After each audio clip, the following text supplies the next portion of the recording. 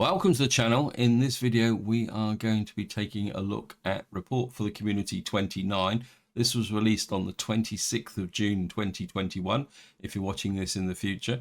It's got some very interesting announcements in it, but probably the easiest way to do it is I'll just read through what the devs have got to say. It says, "Greeting comrades of the Soviet Republic. This week we officially had the first day of summer and the temperature in Slovakia climbed to over 30 degrees Celsius. Wow, that's hot. But the weather is not the only hot thing we want to mention in this report. We have a few great news for you, and we're not going to write about bug fixes because there are no updates released except the switch from the public test version to the public stable version. We now have only one version out, and that is the 0.8.4.21 update. Now that's quite interesting in the fact that it goes to show that they are now moving on to the next update cycle, which is going to be very useful because it means that what we'll be able to do is now focus very much on what will be in the new update. And in that vein, we've got a couple of pictures of police cars and a very intimidating looking police station here, which could be interesting. We'll just take a quick look at it before we read the text. Hopefully the modders will be able to get to work on that and produce a variety of buildings. I certainly wouldn't mind a small local police station. So let's just see what the devs have got to say. What is new and hot then? We are now working on new features. We made a new police station and a few police cars. You can see them in the pictures, but for now we cannot tell you anything about mechanics. It is a work in progress and we'll be able to reveal more in these in upcoming weeks. It should be about security and order, but everybody can have their own opinion of what that may mean in the Soviet Republic concept. I think this is something that's going to be quite important, how they actually implement this policing, because hopefully it's going to be very different from the normal kind of policing you find in other city building games. Hopefully they will not just do the usual solution of the police cars go out and drive down the streets and that reduces crime. What I would like to see is a model that's a bit closer to, say, the way hospitals work, where you get the crime come up in the buildings and then the police cars visit the individual buildings. What we're looking at in the next update is probably a fairly major change to the gameplay, which could cause some interesting effects. It's probably the polite way to say it, but there's no point speculating too much until the devs give us more information. So moving on, we have also made one important improvement for existing stuff. Until now, we read a lot of complaints regarding restrictions for vehicles moving inside certain buildings. We updated the safety protocols and blueprints for certain facilities to allow movement of more than one vehicle inside. These facilities include hospitals, farms, parking lots, but unfortunately it's not possible to replace old structures automatically.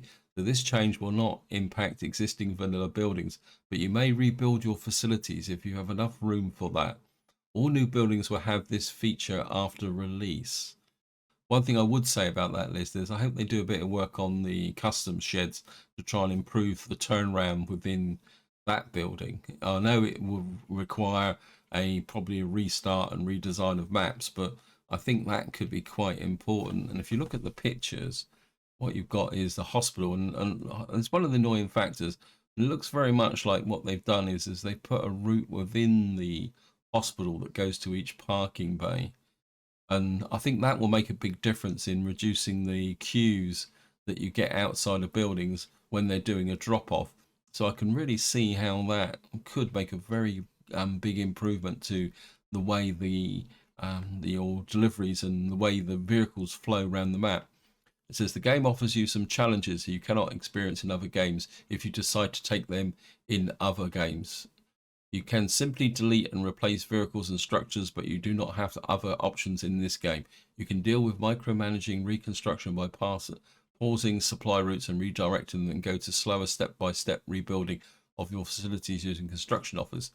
You can always do it using auto build offer money, and we think it can be fun to do it in the other way. But it's not easy though, because you will need to think about lots of details and planning progress. I think this is a follow on from the previous paragraph. What they're doing is effectively throwing down a challenge if you've got an existing Let's Play where you can replace all your vanilla buildings. Now, what I will say is what implication this will have on modded versions, but I'm pretty sure the modders will be on it very, very quickly. As the game is complex, we also need to face lots of different issues players find during the gameplay. Our goal is to complete the game, and we want to do that as soon as it can be possible. Because of that, we made some changes regarding technical support. We updated the official technical support page to simplify identification of reported bugs. There are several categories of issues players may encounter, but it is not necessary for the developers to deal with them all because there are player-related issues which other players and inner circle members may help solve the problems. Sometimes it's enough to simply delete a vehicle or remove something else and the game will work again. But we want to allow the development team to have more time to deal with code-related issues and work on new features. Because of this, we ask you to use the form only when you encounter a bug which you can be somewhat reproduced, and use Steam forums and or the Discord community for server for other issues or suggestions. Now that makes sense because I do work in the IT industry, and I have to admit that when I was a developer, I'm not a developer anymore. It was really annoying when you were trying to focus on fixing something, and then someone would come along and talk about some really minor issue. So I have every sympathy for the developers from that perspective, because when you're really into the code, the worst thing you can actually get is stop and talk about something else. I mean, when I was actually coding, I used to put a sign on my desk that literally said "Do not disturb." You want to make the whole process of dealing with issues smoother by allowing non-developer inner cycle members to help. This will take a while to implement new routines, but in the end it will help the development team in longer run. We hope things will improve and you enjoy the game and have much more fun playing. Stay tuned for the next report. Yeah, what can I say? This is the beginning of something that could be very interesting, and it has the potential to be a game changer. I'm not going to speculate on what that will be, but I must admit I'm going to be looking forward to future community reports, because the policing is, and I'm going to emphasize this, is going to be a game changer, especially if they bring in the militia and element and loyalty to the party, because it will completely change the way that we manage our cities and also possibly the layout. And I think that's where I'm going to leave it. Hope you enjoyed this very short video, and until next time, whatever you do, enjoy your gaming.